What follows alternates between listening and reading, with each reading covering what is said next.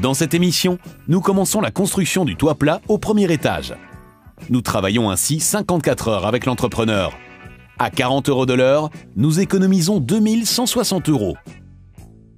Nous allons aujourd'hui terminer les tuyaux d'évacuation des eaux de pluie sur le toit plat. Il y a là certaines choses importantes. Tout d'abord, nous devons bien savoir comment est la construction du toit. Donc, nous avons ici le béton de construction. Sur ce béton de construction vient encore une chape inclinée pour faire couler tout vers ces trous. Là-dessus, nous devons encore prévoir une protection contre l'humidité. Là-dessus viendra l'isolation. Nous avons opté pour une isolation pure et viendra ensuite encore une couche de PDM. Ce sont donc là toutes des petites couches dont nous devons tenir compte parce que sur la couche supérieure de PDM, ce rabat également en EPDM doit pouvoir être connecté. Nous devons donc faire une petite addition. Nous devons voir quelle sera l'épaisseur et connaître ainsi la hauteur. Comme nous voyons, nous mettons ceci ici dedans. Ainsi, nous pouvons voir combien il y aura de béton incliné. Chez nous, c'est de 0 à 4, ce n'est donc pas une inclinaison de béton, mais une inclinaison de la chape. Là-dessus viendra alors l'isolation. Supposons que vous avez une isolation de 10 cm, je propose toujours de la faire un peu moins épaisse, car alors vous êtes sûr que l'eau va s'écouler vers ce point. Avec l'aide de l'entrepreneur, nous veillons à ce que le tuyau d'évacuation soit bien réalisé à la bonne longueur. Du fait que la chape d'inclinaison va vers 0 en direction du trou d'évacuation, nous devons juste tenir compte de l'épaisseur de l'isolation. On peut facilement le faire en posant un morceau d'isolation à côté du trou et pouvoir ainsi mesurer. Pour cela, il vaut mieux être deux, de façon à ce que l'un d'eux puisse tenir le morceau d'évacuation bien à sa place. De cette manière, vous pourrez tenir compte de l'épaisseur de l'isolation. L'autre personne mesure alors le morceau qui dépasse du plafond. Nous avons besoin d'un tuyau d'évacuation de 214 cm, mais nous devons ici encore retirer 1 cm. Ce centimètre représente la somme de deux petits cadres de mise à distance d'environ 4 à 5 mm qui se trouvent dans les joints. Après avoir mesuré, nous découpons le tuyau à l'aide d'une meule et d'un disque en fer. Mais avant de pouvoir placer le tuyau dans le conduit d'évacuation, il faut d'abord monter une gaine d'électrofusion sur la pièce. Cette gaine permet de bien connecter la conduite au morceau de liaison. Dans une telle gaine d'électrofusion, il y a deux électrodes qui permettent de souder les morceaux entre eux. Avec un appareil électro spécial, les électrodes sont fondues, ce qui fait que les pièces sont connectées les unes aux autres de manière étanche. Il est possible de louer une telle machine à souder chez le fournisseur de tuyaux. Il ne faut donc pas en acheter une.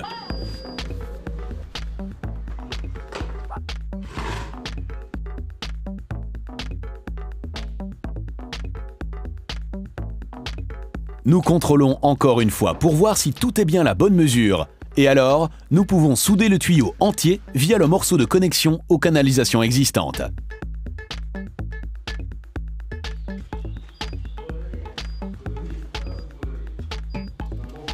Nous avons donc préparé le système d'évacuation du toit plat. Nous pouvons maintenant commencer la construction effective du toit. Dans l'émission 11, nous avons déjà posé la base de notre toit en dalles préfabriquées. Ces plaques de béton précoulées ont été achevées avec une couche de pression en béton. Cette couche de béton de construction a une épaisseur totale de 20 cm. Entre-temps, les profils Z ont été placés à cet étage et nous pouvons donc commencer la construction finale du toit. Nous commençons par une chape inclinée, viendra ensuite une protection contre l'humidité et finalement, nous placerons l'isolation que nous terminerons avec une couche de PDM. Mais avant de pouvoir poser la chape, nous devons veiller à ce que les espaces sous les profils soient bien remplis. À cela, deux raisons. Ainsi, la chape ne pourra pas s'écouler et encore plus important, on évite ainsi aussi les ponts thermiques. Lors du placement des profils, nous avons déjà mis une bande de néoprène ou caoutchouc, mais maintenant, il est encore nécessaire de remplir le reste des espaces vides avec de l'isolation. Pour les grands trous, nous faisons cela avec des morceaux de plaque PUR. Et pour fixer l'ensemble et remplir les fentes et trous restants, nous utilisons de la mousse PU. Nous utilisons ici la variante dotée d'une grande valeur d'expansion afin que tout reste bien en place.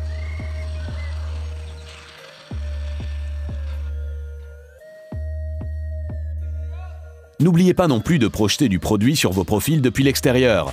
Une fois que cela est fait, les ponts thermiques possibles sont minimalisés de manière optimale.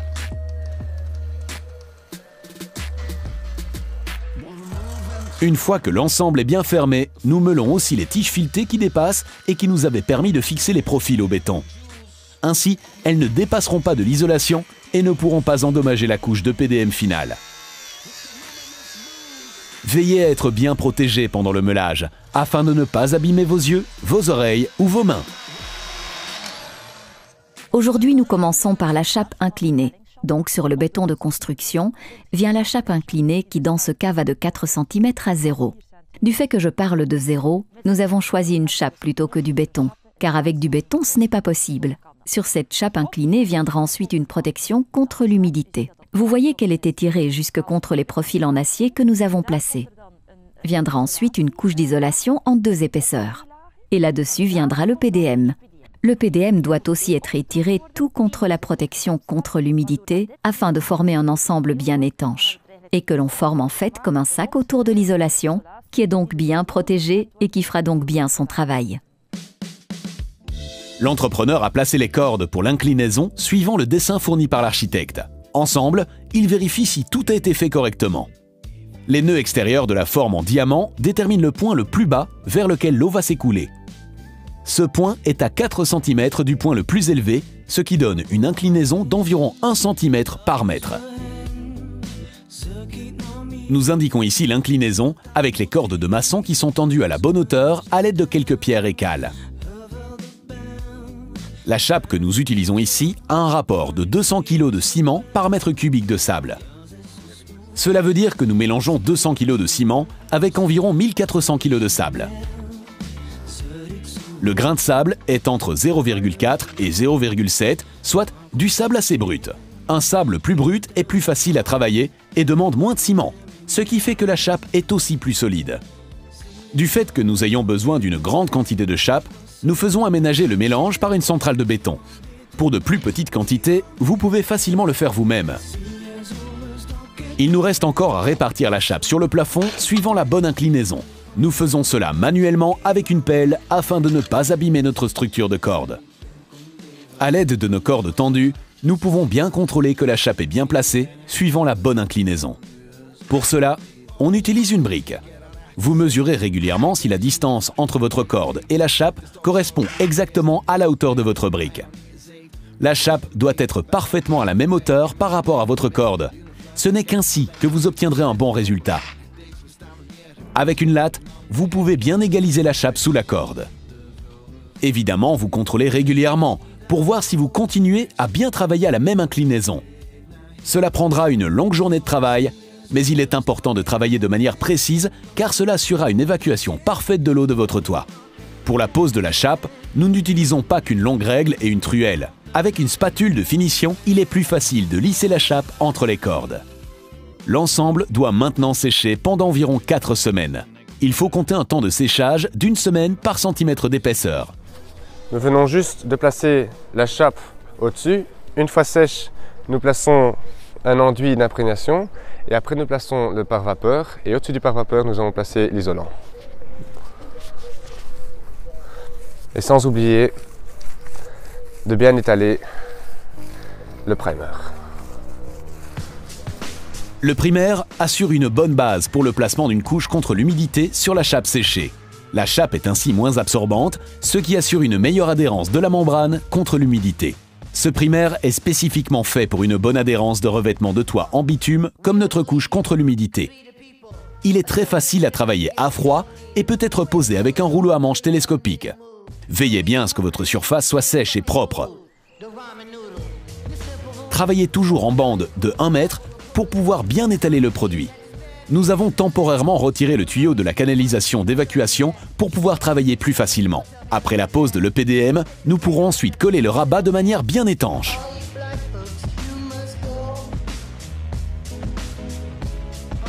Lorsque le primer est posé, il faut d'abord bien le laisser sécher avant de placer la couche autocollante de protection contre l'humidité.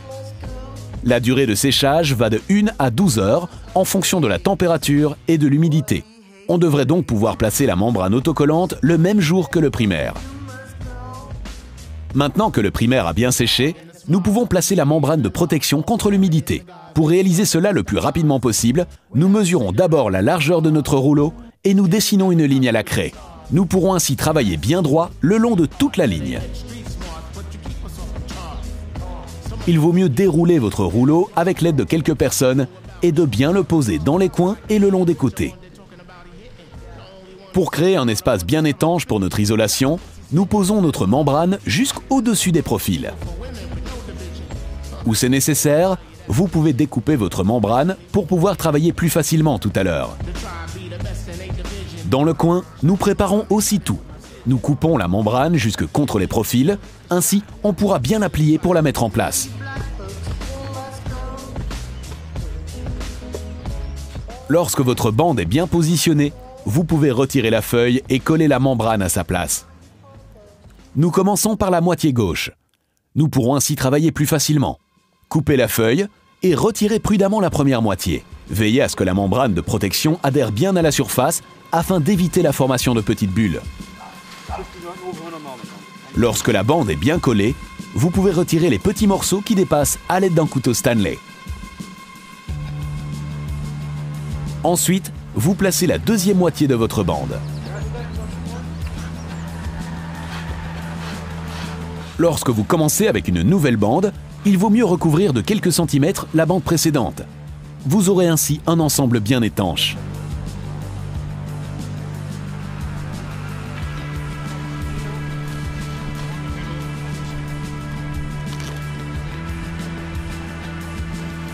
Nous collons la couche de protection juste en dessous de l'EPDM de notre mur maçonné. Ainsi, l'humidité ne pourra plus ressortir des cavités.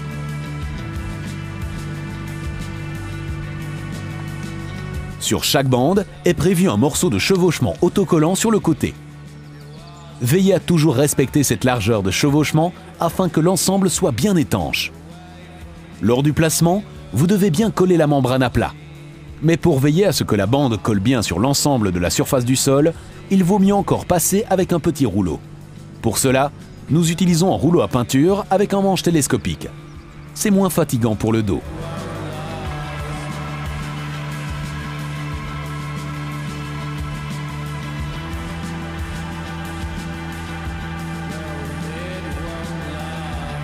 Pour l'évacuation, nous faisons une ouverture en forme de croix afin de pouvoir y glisser le tuyau.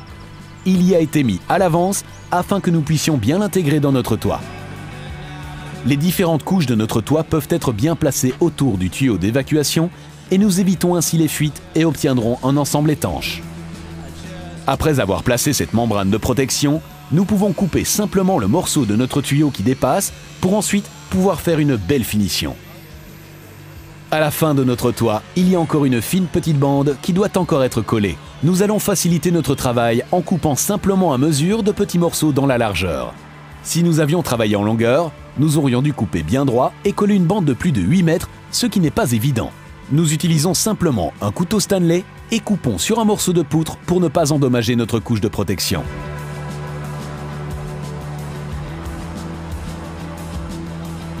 Ici aussi, on veille à ce que les différents petits morceaux se chevauchent bien.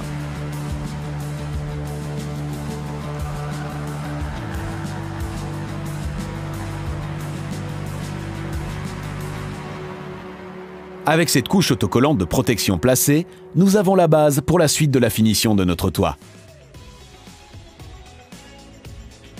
Dans cette émission, nous avons économisé 2 160 €.